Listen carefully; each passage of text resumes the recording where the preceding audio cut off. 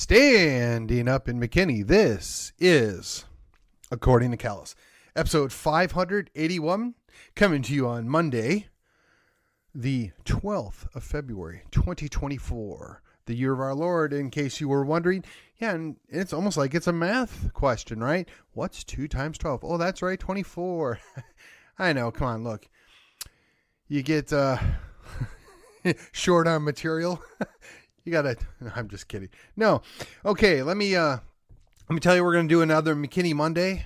I don't really want to do it, but I just can't help but avoid, I cannot avoid it. It has to be done.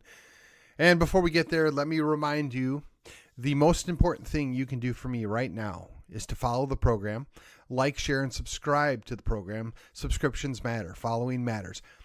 Go to your favorite podcatcher of your choice. Follow the program. Sign up. Subscribe. Do those things. Come and join us over on the social media. I've got a page and a group over at Facebook. I drop in over at MeWe and Gab. And for the time being, YouTube still lets my show be hosted there. Here we go. On with the program. All right.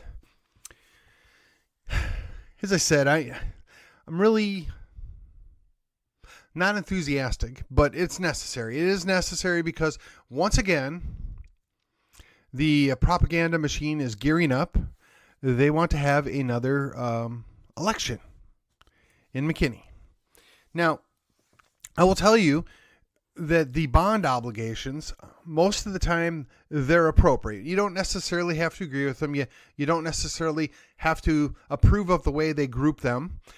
But as long as they're generally specific, or at least targeted, and it's explained properly, and we, the people, have our say on the bond, I really don't have any issue with that.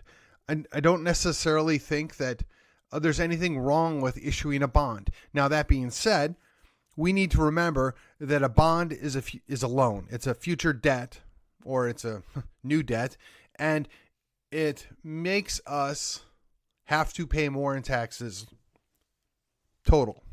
Not necessarily the rate, not necessarily even the apportionment, if you will, but it's going to cost us more money.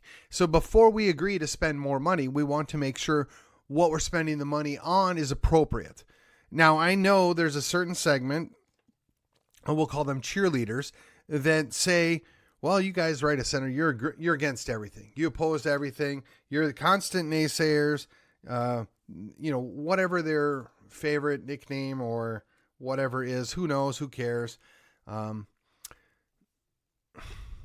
not on holiday, so I will just say there are things that are appropriate. There are things that are rational and reasonable, and then there are other things that are neither. Now, we voted down an airport bond, not once, but twice.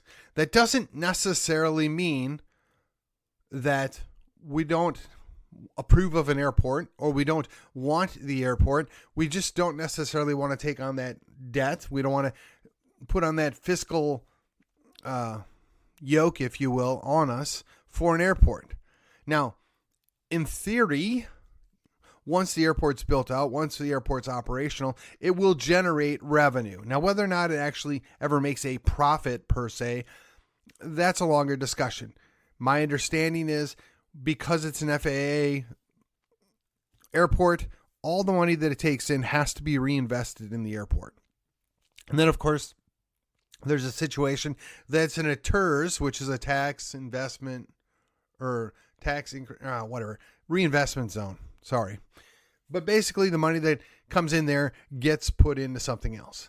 And again, those things are designed that way specifically to benefit an area or a certain group of things. And whether you agree with it or not, the only solution you really have is to get involved in the city level and sit in on those board meetings, sit in on the bond meetings so that you can be heard. Now, the irony is right now, certain segments of the city leadership will point out that, well, you guys aren't involved. You're not doing anything. You're not taking part in these things, which is true. But the corollary or the the flip of that is, if you won't let us in the door, if you won't let us participate, if you won't let anybody in that's going to disagree with you, of course they're not going to participate. Of course they're not going to be informed. Now myself, I'm not going to cry over spilt milk. It's not that big a deal. I've already moved on. But there are plenty of other people that might be interested. It should also be noted that typically they want you to go through their the McKinney program. I call it indoctrination. I don't think that's necessarily fair of me. But basically, you have to get all your training from the various functionaries within the city, and they want you to know certain things. So that they are educating you, but they're only telling you their part of the story, which again is normal. Not to be upset about it. You just need to understand that's what it is. And if you've got the money to spend to go through that, I would encourage you to do so. You need to understand where the city's coming from, where the city fathers would like to go, and what's at play here. You need to have an understanding of that before you knee-jerk reaction, vote everything down. There are good things coming down the pike. There are positive outcomes to investing money.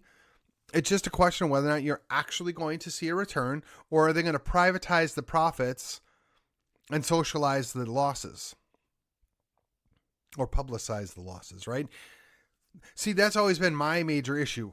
I don't oppose the airport per se. As a matter of fact, I think that there's a great opportunity with the airport. We need to look no further than across the Metroplex to Alliance Airport. That is a massive economic engine for that area. And I don't know that we have that same capability just based upon the location of our airport, but I would suggest that even if it does 50% of what Alliance does, that would be a major improvement, a great thing. I just don't know that the city of McKinney ought to be taking on that burden by itself. There might be some advantages to it. I'll grant you that. And I'd really like to see the true numbers. I don't necessarily want to see the sanitized propaganda numbers. I want to see the real deal. And no, I'm not interested in paying for a survey that's going to give me a predetermined outcome. The surveys are determined on how they ask the question and what questions are answered in what order. So the fact that, some member of the city council put forth a survey stating that people want these things or want certain things is less meaningful than if they were to actually put it to a vote, which they kind of sort of did twice when it was a city bond issue. But I got to say, I'm willing to split the difference. I support an airport. I support airport growth. I don't necessarily see it as just a playground for the rich, though it is that. But rich people aren't the problem. Rich people are a good thing. We want rich people living in McKinney and the surrounding areas. They help pay for things. They help build businesses. They are the people that allow for the rest of us to have jobs in many ways. So to be angry about that or to be disappointed, and then factor in that you have large corporations that hangar there and they bring those in. Yeah, that's a great thing too. We want those things taking place in McKinney. Let's not pretend otherwise. Now, yes, maybe you don't want 200 flights a day. I don't think that's ever going to happen, but let's just scale that down. Maybe you don't want 50 flights a day. Maybe you don't want 20 flights a day. Okay, I get that respectfully. I don't know that I would be excited if I lived in Fairview or if I lived in Allen on that line in about having all those big flights coming in. But the fact of the matter is, I think the biggest thing that's going to ever come in there is a 737 under its current design. That's not a small plane, but realistically, we're probably not going to have more than a couple of those coming in. And if they're in daylight hours, I mean, who really cares? What's the end of the world here? I'll liken this to the idea. See, I grew up just outside of Milwaukee in Mitchell Field, Mitchell Airport, or Mitchell International Airport now, has struggled through the years to get approval and buy-in from the surrounding areas to grow the airport. Now, granted, that airport's been there for 100 years, and I know I'm kind of rehashing some things I said once before, but it's important, and you need to understand this because as progress continues, as we continue to be built out, these things are going to happen largely whether we like them or not. So better to get on board, better to have your input considered Better to have some involvement in how these things happen than to be left aside or to be ignored or, quite frankly, to be openly opposed and outvoted and then kicked to the curb, which is what will happen if we continue to go on this path. Now, while I may feel bad for somebody in Fairview or East McKinney that is going to be disrupted by the expansion of the airport, I would say this: unless you owned a home there or you own property there prior to 60 years ago, that airport's been there. It should be no surprise that the airport was there, and the growth of an airport is a normal progressive thing. Whether we like it or not, it happens all the time. So if you bought your property there banking that the airport wasn't going to expand, that's on you. Now, let's also be clear, there's been plenty of speculative buying around the airport by people that we know of by name or reputation, and they're going to make a handsome profit.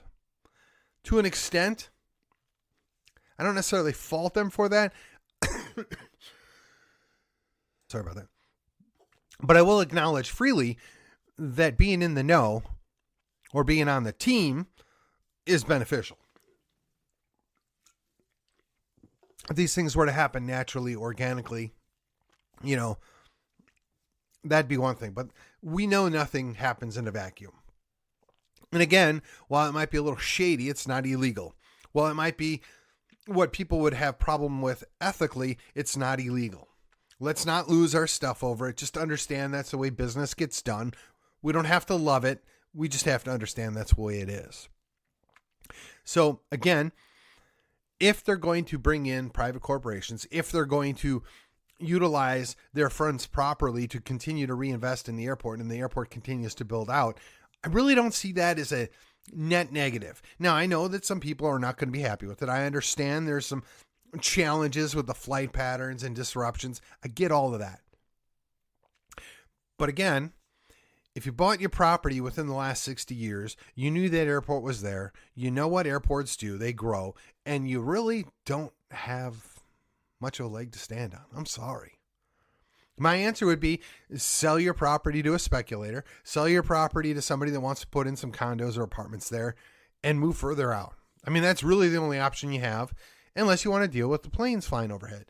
And I'll tell you, I didn't live too far from where the Aero Country West is at one point in time, and I didn't mind the planes coming over the area from time to time. I thought it was quite fun, especially when they would have the commemorative, or what is it, the Confederate Air Force. They renamed themselves the Commemorative Air Force.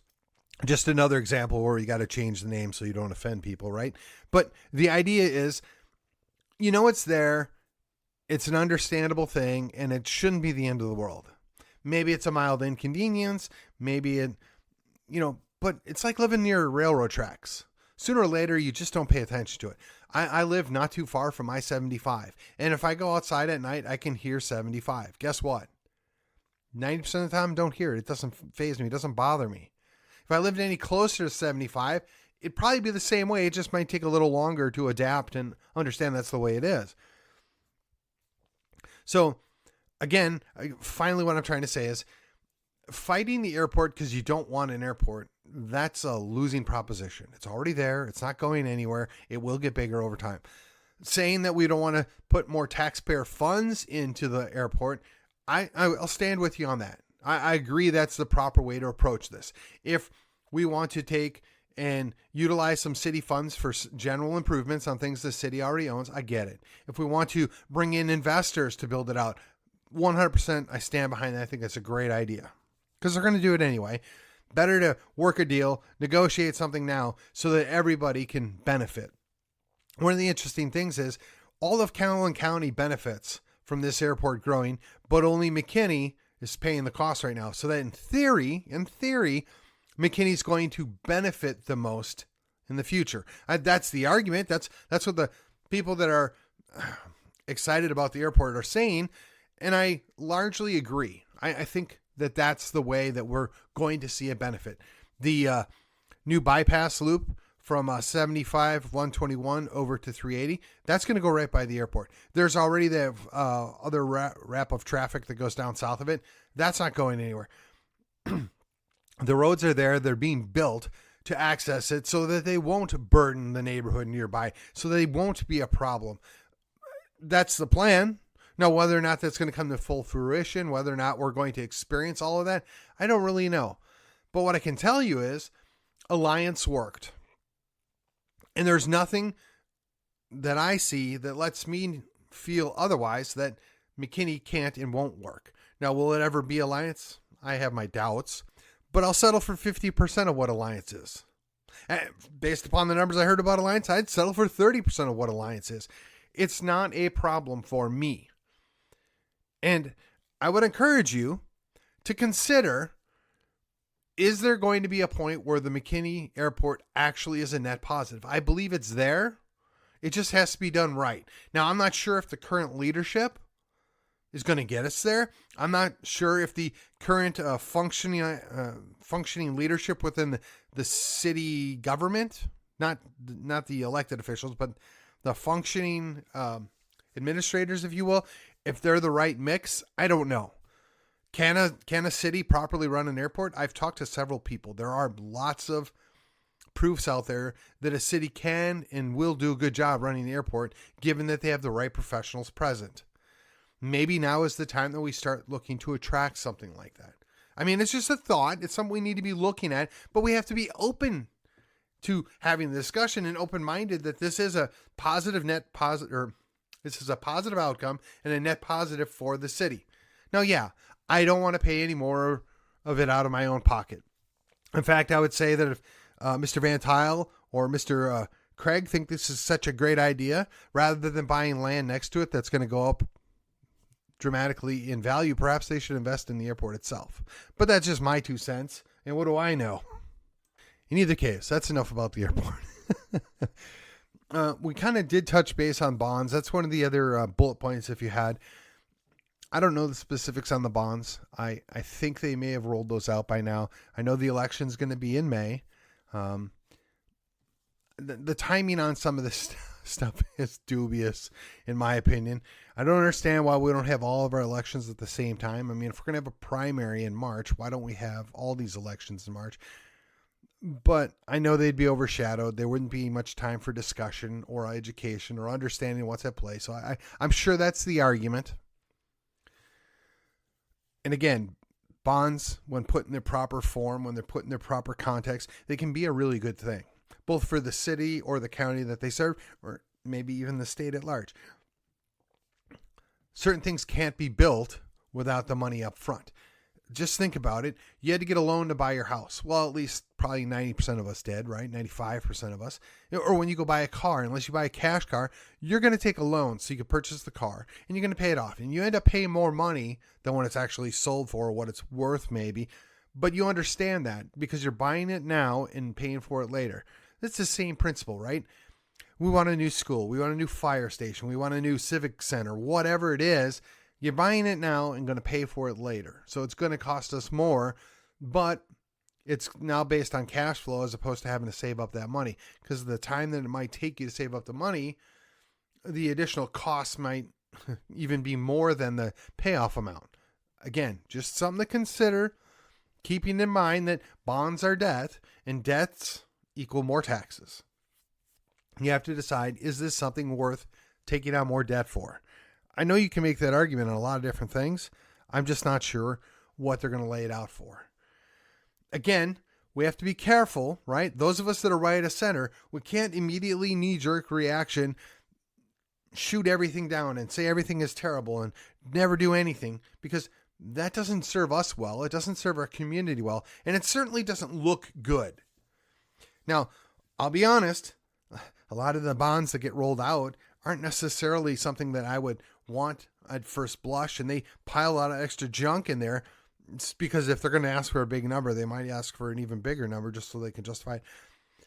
But what you do with a bond should be long-term projects, should be long-term investments, not, well, I don't know, like several ISDs have done, is go ahead and fund uniforms or something like that. I don't see the wisdom in doing that. I'm sure somebody can make an argument. I don't want to get down that path. All right. Last thing in here, in the remaining 10 minutes or so. There's been some drama around the city council again. So And I know I've addressed all of these items before, but it just seems like I can't get away from it. And it just keeps coming back on the social media. And, the cheerleaders are just as bad, if not worse, than the detractors. And the detractors don't listen to anything positive about anybody or anything if they're not on the right team. And doggone it, I'm about as political as they come. I'm about as opinionated as they come. I'm all about the principle, right? I have my own theory or personal thought process on pretty much everything out there. But there are certain things where we just got to be able to set aside and think, how can we make things better? What's best outcome? What works best for the community as a whole? Yes, maybe it isn't my preference, but what's the principle at play here? Do we all benefit? So we've talked about this, the idea that they want to change the city charter. And what's funny to me is to have one of the cheerleaders slam on all the detractors because they didn't have their details correct. Well, I will tell you, first and foremost, a lot of those details get lost because everybody lies, or they put out just enough to confuse the matters. So it's always been understood that you would run for 2 terms and you're done. Well, that was understood until they decided to find a loophole and now try and exploit it. That is, well, I can only run for 2 terms in that seat, but there's nothing to prevent from me going and jumping to another seat and running for 2 more terms. While that may be true, that kind of defeats the purpose, right? It defeats the understanding, certainly that we the people had. So their answer is, well, we're going to go ahead and fix this. We're going to close the loophole. We're going to make sure it's clear to everybody. But in order to do that, we're going to go ahead and make it 3 terms. 3 terms max. Everybody gets their 3 terms. And when you look at things, there's really only one person that benefits from this. And really, there's one personality that's driving this. And notwithstanding whatever my personal thoughts are about this individual, that should cause everybody to take a pause. Because everybody understood at the time that 2 terms and you were done. But it's only when we found or created this loophole. Oh, and then, by the way, the city attorney that we pay lots of money to, and quite frankly, he does frivolous cases on our behalf multiple times in the past, he suddenly determined, well, there's nothing to prevent you from doing that because, well, by the letter of the law. Well, fine. Then let's just tighten that bit up. Let's make that change. We don't have to make it 3 terms. Now, we know why they want 3 terms. And honestly, I don't know that term limits necessarily do what we think they do anyway. But just setting that aside, we the people, we like having a rotating group of leaders. We like having people time out or term out and go on and do other things. That's what we the people have wanted. That's what we the people have asked for. That's what we the people have gotten. Until one person decided that wasn't enough.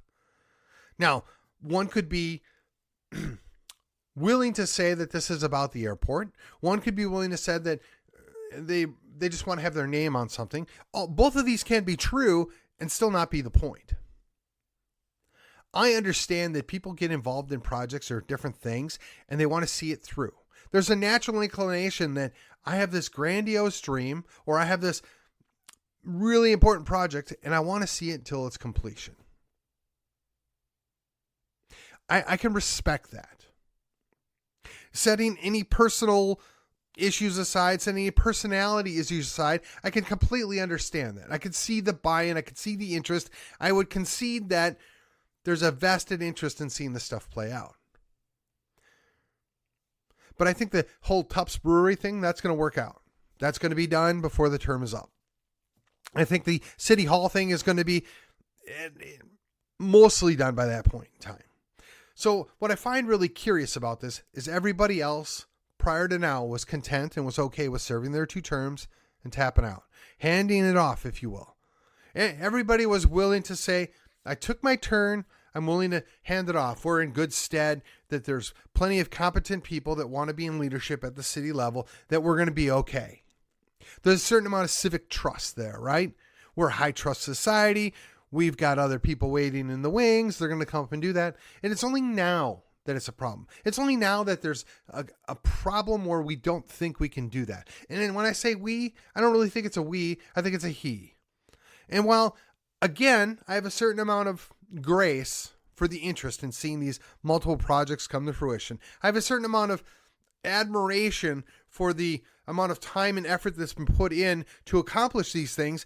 I really don't see that we have to change the rules to suit one person's ego. And if you think I'm being unfair, that's fine. I'll check my ego at the door. It is a tough road to hoe to get into election, to win election, to go there and try and get certain things done while you're dealing with the previous administration stuff and the turnover things and the multiple elections in between things. It is a lot. And I respect anybody that's willing to go throw their hat in the ring and put in the work in order to get elected. I do. Philosophically, I can disagree with them. I can practically say that those are mistakes and you ought not do that. And as a general idea, I don't think that government should be picking winners and losers. I don't think that government should be aligning themselves with certain business owners over other business owners. I don't think that government should be favoring some property owners over other property owners. To me, that should be the starting point for all conversations. But knowing full well that that's not the way the world works and that everybody has their favorites, everybody has their preferences, we're supposed to be neutral. Particularly at a city level, the whole idea of municipal elections is to be quote unquote nonpartisan. So we're supposed to be civic minded. We're supposed to be neutral on these party things, but we're really not. Indeed, when certain individuals bring up the specter of Trump again, which, look, I've been very clear how I feel about that guy, so I'm not going to go down that path. But when they bring that up and they beat us over the head with it, I'm sorry, the Donald's virtually irrelevant on how I run my day-by-day life and my show for that matter. I really don't worry about what the Donald or anybody at the federal level is doing for a general rule. I have to worry about certain things that happen at the state level. I have to definitely worry about things that happen in the county and the city or the school district for that matter. But as a general rule, when your tactic is to compare yourself to the sitting and former president and use them as a whipping post when you're just a cheaper version of that, I'm not really sure where we're seeing a net benefit from that. For somebody that says that we have to be above politics, we need to be above the partisan divide, we need to look at the greater good, I don't really see that. You're supposed to lead by example. So leading by example is, hey, I know what the rules are. We found this loophole. I'm really uncomfortable with it. We're going to go ahead and ask for the charter to be changed, but all current members of the council will finish out their terms as 2 terms. I mean, if it's really not about you, if you say you're really concerned about the charter, if you say you're really concerned about what's best for the city, there's 2 ways you can approach it. Say, we're going to go ahead and change the charter, but we're not going to change it to 3 years. We're going to leave it, or 3 terms, We're going to leave it at the 2 terms. And to honor that, I'm not going to run to be the same role I am now. I'm going to run for a different role. So I'm going to say that because of this loophole, I'm able to do this and prove the point that you can do it and do it successfully, which is why we need to change the charter. Or option number 2 is I've served my 2 terms. I've run the race. I've run it well. I've finished. I'm handing this off to the next person to come in. I'm confident that that next person has a similar vision than me or to me, and that we will get this stuff done together.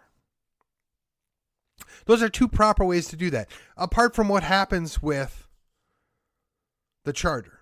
The charter was set for 2 terms for a reason. Now, whether I support that or oppose it is largely irrelevant because guess what? I have 1 vote. And I'm not sure that I'm super comfortable with 8 years or 12 years or 16 years, but I do know I'm not in favor of 22 years. I do know I'm not in favor of congressmen or state reps getting elected and staying there forever. I know I'm not a big fan of that. I'm thinking you do your 10, 12 years or whatever, and you're done. You don't need to do any more. And guess what? If you're a state representative or a state senator, at 10 years, you got fully vested. You got your retirement. You did your service, move on. We should be constantly handing this off to the next generation. We should, but we don't. Of course, we found a way to do it at the city level. And the workaround at the city level is, well, this person on the city council, they've done their 2 terms, but guess what? We got this other person waiting in the wings, and they're almost the same thing. They're going to do different things. They're just a different flavor, if you say, right? This is an old guy. We're going to run a young guy or a young lady. Or, oh, hey, this young lady, she got termed out after 8 years. We're going to run somebody else. It's another middle-aged dude or whatever. They find their own people. And again, if we're truly being civic-minded, if we're truly being nonpartisan, if we're truly thinking about the bigger picture here, it shouldn't matter. But the fact of the matter is the people that say these things the most and push it in your face the most are doing what we call projecting. So I apologize. A lot of this was a rehash or at least a restatement of previous things done, but it was necessary. To the cheerleaders on social media, I have no issue with you. I'm willing to split the difference on the airport. I think the term limit thing is marginal at best if it's a good thing, but let's not play this game where, well, they're trying to fix the problem, so we're just going to give ourselves an extra term. Yeah, okay, right, whatever. Everybody fully understood what it was supposed to be. Don't play those games. And to trot out the city attorney like he's some constitutional scholar, give me a break. And as for the bonds, look, say what you want about the bonds, but sometimes you do have to take a loan in order to get big things done. And if you're going to think big, you have to be willing to invest appropriately. And with that, this has been According to Kels. It was episode 581, talking about McKinney once again on a Monday. And with that, I will see you on the other side.